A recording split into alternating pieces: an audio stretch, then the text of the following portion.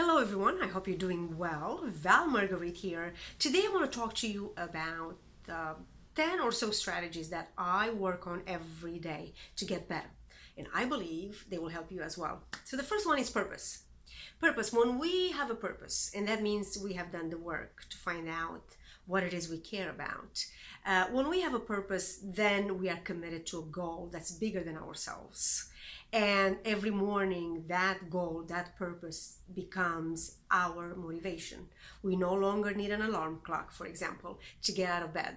We no longer look at failure as, not being able to get the job done. Instead, we look at it as an opportunity to learn better, to do better tomorrow. For me, for example, education is my passion, is my purpose, is my mission. I believe without a high quality education, we cannot achieve our highest potential. And today, with more than 50% of the students left behind, I don't think we can do that. And so we need to change the way we teach, the way we think about teaching, and the way we think about students. Students come to us from different environments, different cultures, different beliefs, different mindsets. So as educators, if we believe that every student is capable of achieving success, then we come up with strategies that would allow them to achieve success. So that's extremely important passion. The next one, purpose. The next one is self-confidence.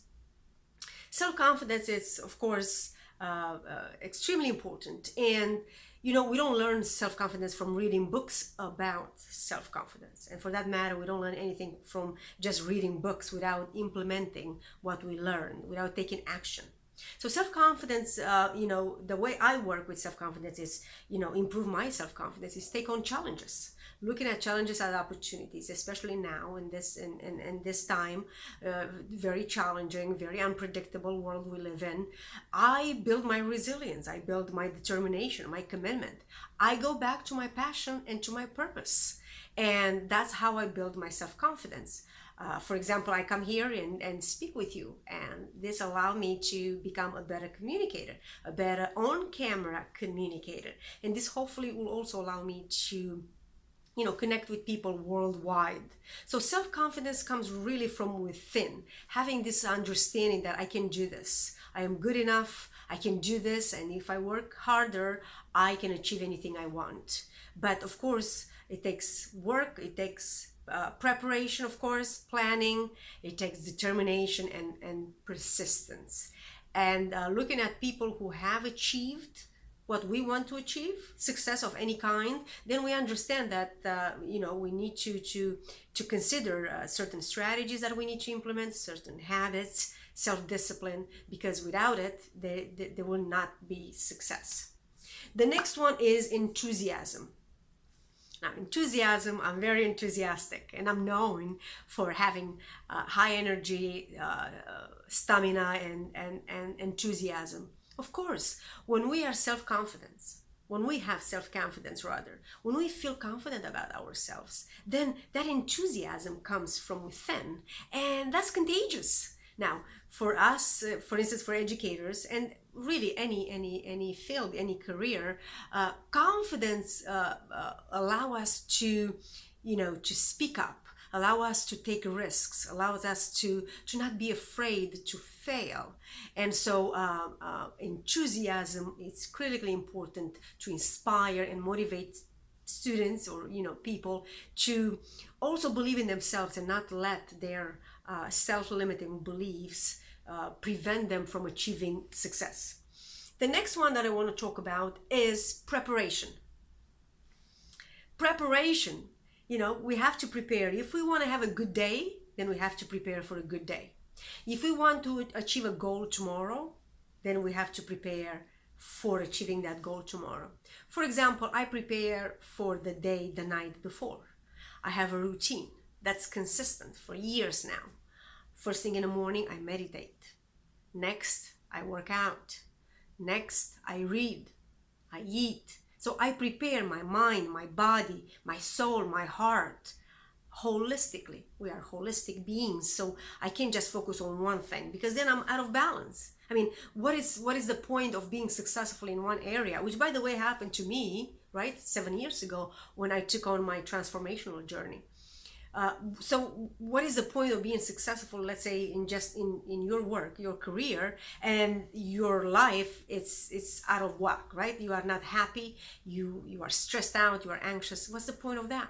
So we need to understand and look at it from a holistic perspective, and have a, uh, um, um, a routine that is consistent, and that is sustainable. And that only you can find by being prepared, by having good habits of mind, by being self-disciplined. So that was preparation. How about self-reliance? Self-reliance, it's critical to really doing good work, and to realize that it doesn't matter where you're from, it doesn't matter what language you speak, every dream, it's legit, right? So for that, we need to be accountable, and we need to be responsible for our choices, for our decisions. At the end of the day, there is no one to blame. I know the blaming game. I know people who blame everything and everyone but themselves. I'm not talking about blaming doesn't work, right? I think you would agree with me. What I want us to focus on is taking accountability and responsibility, because I think we know what we need to do, don't we? We know what we need to do to achieve our goals. We know what we need to do, what we need to eat, the food we need to eat.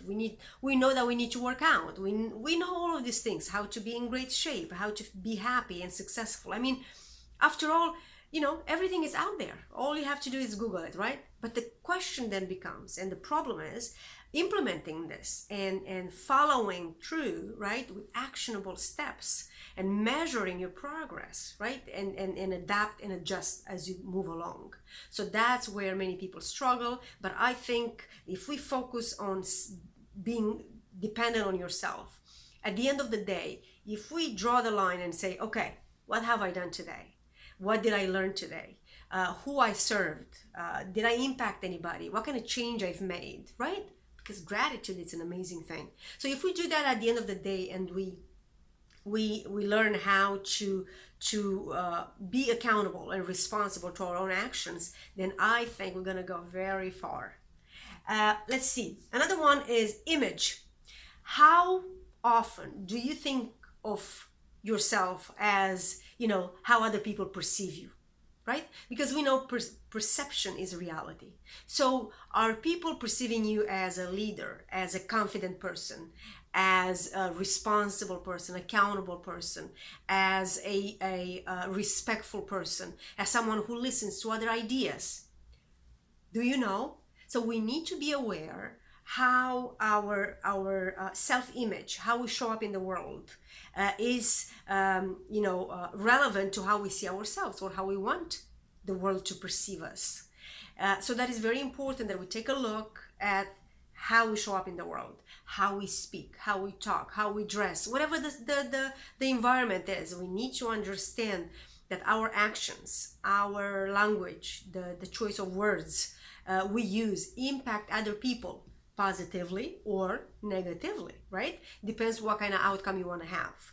Now, I suspect you want a positive outcome. So if we want a positive outcome, then we need to be very much aware about the environment and about the people we are working with, or the people we are impacting.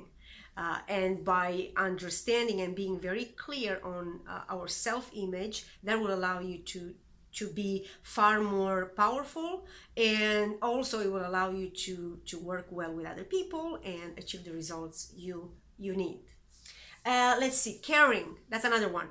We have to care about other people, and we have to care about ourselves.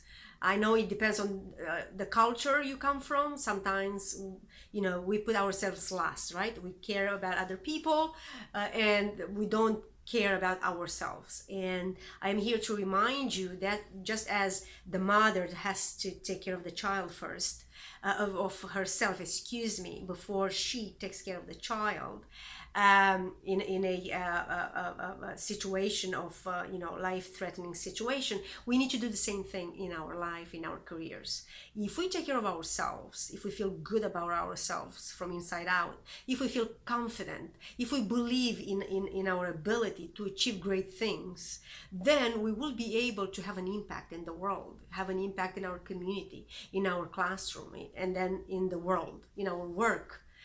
So it's very important that we care about ourselves and we care about other people, and we let them know. Because when we care about other people, when we help other people achieve success, we achieve success together. And performance, you know, we have plenty of average people, and that's unfortunate. And I am here to remind you that average is not allowed. We can excel, we can thrive, we can become extraordinary. That's right. And that takes time and takes work and takes specific strategies and takes a certain mindset. We call that a growth mindset or abundance mindset, excellence mindset, however you want to call it. I think they all share one common thing, and that is this: your self-belief that you can rise above the challenge, that you can improve your image, your skills, your attitudes, your habits of the mind, that you can achieve your full potential if you understand, what it takes to get there. So these are some of the strategies that I work on every day to make sure I improve every day, so I can be a better leader, a better person, a better friend, a better educator. And when we do that, everyone succeeds. So I hope you enjoyed this. Thank you so much for your attention, and I will be back soon. Thank you, everyone.